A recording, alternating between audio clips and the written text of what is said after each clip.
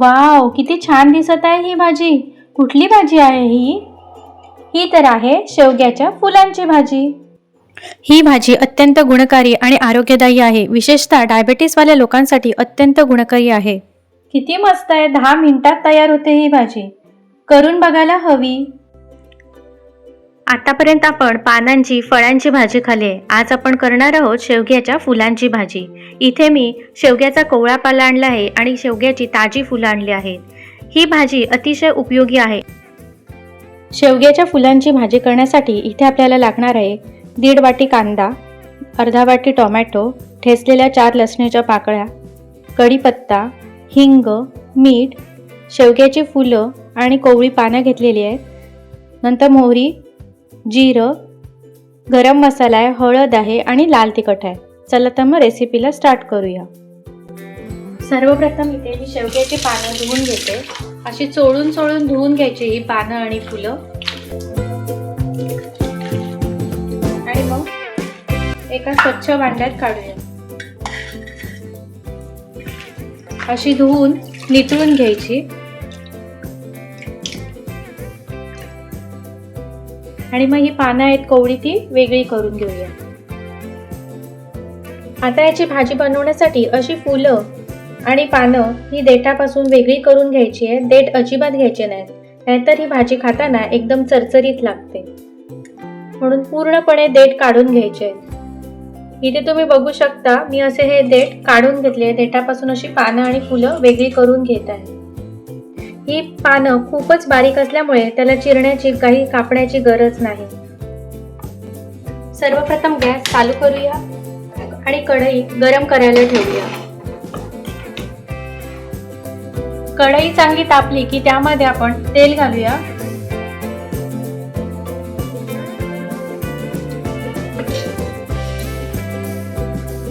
तेल चांगलं तापलेलं आहे का हे मोहरीचा एक दाणा घालून बघूया.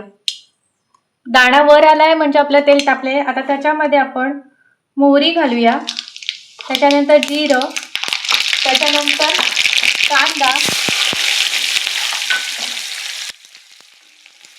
नंतर ठेचलेला लसूण आणि कढीपत्ता घालून घेऊया.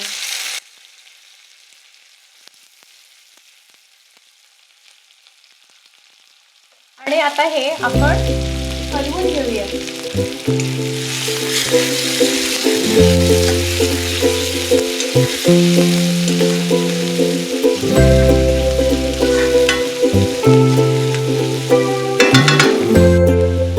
कांदा चांगला मऊ झाले आहे. आता त्याच्यामध्ये आपण टोमॅटो घालून घेऊया.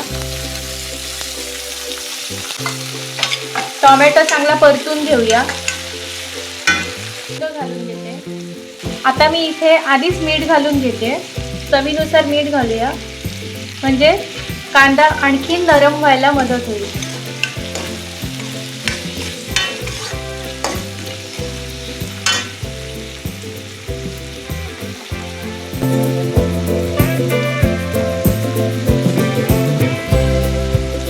कांदा आणि टोमॅटो नरम झाल्यानंतर ह्याच्यात हळद, लाल तिखट, गरम मसाला घालून घेऊया.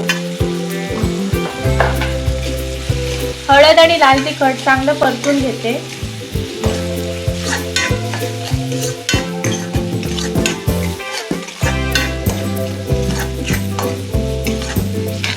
आता ह्याच्यामध्ये आपण फुलं आणि शेवग्याची पानं घालून घेऊया.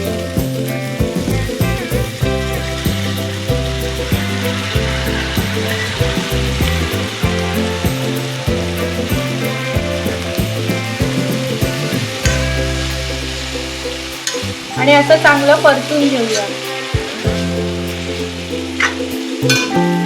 मीठ घातल्यामुळे या भाजीला पाणी सुटेल आणि त्या पाण्यावरच ही भाजी शिजायला मदत होईल. आता मी एक झाकण घेते आणि झाकणावर पाणी ठेवून ही भाजी शिजायला ठेवते.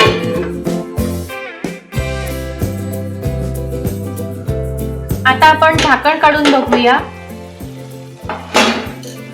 बघा किती सुंदर रंग दिसत आहे. मध्ये मध्ये असं तिला हलवूया म्हणजे भांड्याला चिकटणार नाही. या भाजीमध्ये पाणी घालण्याची आवश्यकता नाही.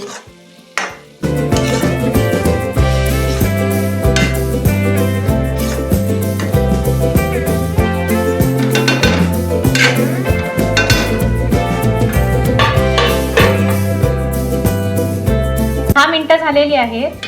आता आपण याचं झाकण काढून बघूया।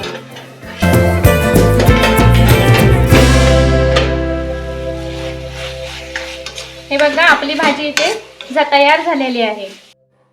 तुम्ही इथे बघू शकता आपली शेवग्याच्या फुलांची भाजी तयार आहे। दिसायला बघा किती छान आहे आणि चव सुद्धा मस्त आहे। नारळ आणि कोथिंबीरने सजवूया। तयार आहे आपली शेवग्याच्या फुलांची भाजी। ही भाजी अतिशय गुणकारी आहे, त्यामुळे सगळ्यांनी खायला हवी अशी ही भाजी नक्की करून बघा आणि मला कमेंट करून सांगा। जर तुम्हाला हा व्हिडिओ आवडल्यास व्हिडिओला लाईक करा, शेअर करा आणि चॅनलला नवीन असाल तर सबस्क्राईब करा। धन्यवाद।